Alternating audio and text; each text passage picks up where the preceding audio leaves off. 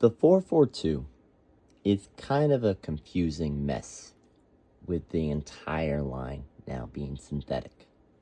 Before, you had the Pro variation, which really soft leather, really premium, and then the Team was, different sole plate, a little less special with the leather, but still a very good option. And then you had the Academy, which was basically a sneaker shoe, but, still gave you some leather on it. Now that the entire line is synthetic, it's a little harder to justify going from the top tier price point all the way down to the bottom tier price point. Because of this, it is very confusing for consumers to know what boot they're getting in the 442 line. So I'm going to try to break this down for you guys as best I can and explain some of the differences and highlight whether you should spend the elite money or all the way down to the Academy tier. And that's not including the fact that there are leather variations of the Pro out there, like so. And then the fact that New Balance also then launched the Tekela, which seems to be a very similar, if not identical, material to that of the Elite. We're going to break down what each boot has and then go over which leather alternative you should buy. First boot up is the Academy tier. Now, to be honest, most stores don't even have this. This is something that you find on a retailer like Amazon for a good reason. It's pretty basic and pretty plain. In terms of the synthetic they use, this is definitely the biggest downgrade and most noticeable difference between all of the boots. Now, the synthetic they use isn't actually that bad, but it's stiff, and it's stiff, it's a bit too padded, and then the midfoot is also stiff, and it doesn't quite match the foam that's going on in the forefoot. It's just kind of a harder or stiffer synthetic. Now, it will give you decent lockdown. All of these boots have very deep central lacing system, so they will perform pretty well in terms of giving you lockdown, especially now they have synthetic midfoots. But yeah, you are definitely dropping down in price point for these, and it shows. Now, get to the heel. It's like, most Academy lowest tier models that boot brands do. It's just a basically sneaker heel. Basically, the sneaker heel is just there to give people who aren't used to wearing super locked-in competitive sportswear a comfortable experience, and it's not bad, especially if you're not used to wearing football boots. Now, for the sole plate, it is the same stud pattern and sole plate as the Team, but it's a bit stiffer in the forefoot. Now, I do think this will eventually, after break-in, be just as flexible, but it is oddly a bit stiffer in the flex point in the forefoot than the Team option.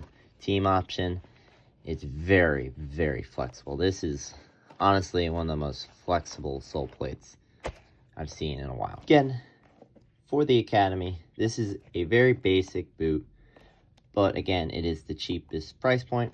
And honestly, if you get over the stiffer synthetic in the forefoot, not bad entry-level boot for most people. I want to highlight something real quick. Throughout the whole lineup, besides the Elite being that little bit sleeker looking, all of the boots look remarkably similar, which is why it's also going to be very confusing if you're out in the store going through the options of what to buy, because besides the Elite, none of the models tell you what variation. Because again, this is Academy, Team, Pro, but again, they all look very similar. So, good on them, I guess, in making the boots look nice, but also a little bit confusing on what to buy. Next up is the Team. Now, the Team was actually a sneaky good option before. Again, it wasn't like the Pro was that much more money, but it's sneaky cheap price point, and the leather was really, really good. Now, we have the synthetic, which again, just like the previous generation, in terms of the synthetic they used, it actually is pretty close to that of the Pro. Again, it looks a little bit nicer on the Pro, but in terms of feel and touch on the ball, it's pretty remarkably similar. You're not gonna have too much of a difference in experience from the Pro to the Team. Now, the biggest changes, though, from the Team to the Pro is the midfoot. This material is not like the Team, which was very stiff, is a bit of a downgrade in comparison to the Pro. The end on the Team version of the 442 is just a little bit more hard pressed, and it's just a firmer material. Meanwhile, on the Pro, it's just a little bit more foamy and not as hard. And again, leather grain finish. Again, very similar materials, just a smidge nicer in the Pro than on the Team. The heel area. Now again, they've changed some of the materials in the heel compared to the Pro, and it's not quite like the Academy level, where that was, I would definitely say, a sneaker level. But again, same type of material, bit thinner, still very padded, and you know, you might actually prefer that type of fit. And again, just slightly different constructions in the heel versus the Pro, which has nicer materials. You also have the tongue on the Pro model. It's a much nicer tongue. It has a little bit of memory foam on the sides just to help with lace bite, and again, just helps compress around the foot much nicer. This is a very cheap synthetic tongue. While it doesn't get in the way and doesn't really distract from the boot, just know that the Pro model definitely has a nicer tongue. The heel area of the 442 Pro is the same. They have a padded heel area, but nothing too crazy. And then they have this material here that is meant to just kind of hold your foot in place. It's a bit firmer. Now, it looks like it'd be a blister nightmare, especially with it being on both sides of the boot, but it really isn't that bad. It feels a little bit uncomfortable at first, but I've never gotten a blister, but it is something to be aware of. The heel of the boot does a very good job of help locking your heel in place, especially with that deep central lacing system, and again, performs pretty well. I want to also bring up something about the Pro, because this is the boot that is probably the most confusing one on the market. The new generation of 442, they're not calling a new name, but we know it's in synthetic. And unlike previous generations of the synthetic where they told you this is a synthetic, they're no longer, you know, labeling it any special. It just is the new 442. So in with the synthetic, out with the soft, very premium leather. Now, to compare the two is, performance-wise, basically the same. They really haven't changed the formula. Yes, this is synthetic, but it's basically the same thickness and padding. The midfoot material, this was already a synthetic, is the same. And of course, the heel and sole plate. Now, in terms of comfort, I definitely think this leather, this premium leather, was a much more comfortable material than the new synthetic. But in terms of fit, feel, and performance, I gotta give New Balance credit. It basically is the exact same. Now again, this feels a little bit tighter, squeezes your foot a little bit, probably be a little harder to break in, but in terms of how it performs, it's exactly the same. So yes, it's a downgrade in comfort, but in terms of performance, probably not. And you could argue that it might be an upgrade in performance depending on how you view leather boots. It's a bit of a bummer that now at this price point, it's no longer a premium leather like we were getting earlier. But again, performance-wise, pretty much the same. Now, unlike the Academy and Team, which basically have the same sole plate, the Pro is a different sole plate.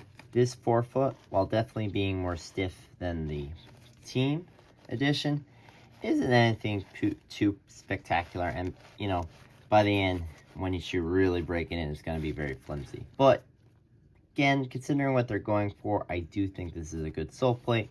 Just maybe perhaps a bit flimsy. Now for the Elite. Now, the Elite is by far the most premium and expensive of the bunch. but it is also the most different from the previous generations of leather 442. Now again, just like all variations, it's in synthetic. Now this is a much nicer, but also much thinner synthetic than the Pro, Team, and Academy. And it's a little bit controversial because once it's on your foot, it's gonna really form to the shape of it, right down to the toes. This kind of memory foam is gonna kind of compress around it and give you a very sharp, almost barefoot touch on the ball, which again, considering the lineage of this boot was a, leather padded touch, it's a little odd of a direction. I also am not crazy about the pattern they stitch in here to kind of emulate leather. Again, they're not actually stitching, but how these lines are compressed or how they are actually compressed inside the boot. Instead of being a smooth liner, the liner actually has a little bit of these ridges where essentially they're trying to mimic a memory foam stitched pattern. So again, it's a little odd of a choice, but it does help the boot wrap your foot in place and kind of help it in terms of lockdown and performance. Again, just like the other models is the most different, it has a tongue for the central lacing area, where instead of having a two-piece and then a floating tongue, they've just gone with a one-piece upper with a knit tongue that is actually quite nice. It's a very nice tongue. Presses, but also expands around your foot very nicely. All right, onto the heel. They've adapted the old Tekela for the heel area. It has that little bit of a C, and it's a little bit stiff, and if you get the wrong size, it can really rub into you. So be aware of what reviewers are saying. A lot of them are recommended going up half a size in the 442, so just be aware of that, especially for that heel area. Sole plate is exactly the same as the Pro, no difference. Still is, again, that little bit flimsy. Now, here is the kicker of the whole 442 lineup, is that Tekela V5 has just been launched by New Balance. And instead of using a more knit-based synthetic, like they did with the 4, they've gone with more a synthetic leather, or as they like to call it, dynamic touch tech. Now, interesting thing about the Elite 442 and the Tekela V5 is they're probably the same material. Now, they are very different in terms of feel, but they don't label what this is, and they label what this is. So until they tell us what this is, I'm just going to call it a dynamic touch leather upper, or a synthetic leather upper. Because that's what the Tekela is, and they are almost identical in terms of feel on your fingers. Very different feeling though on the ball. So let's get into it.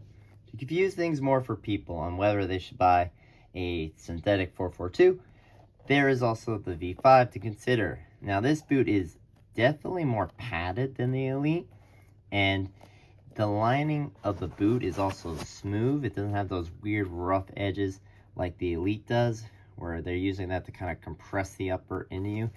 And the upper doesn't quite squeeze your foot like the 442 does.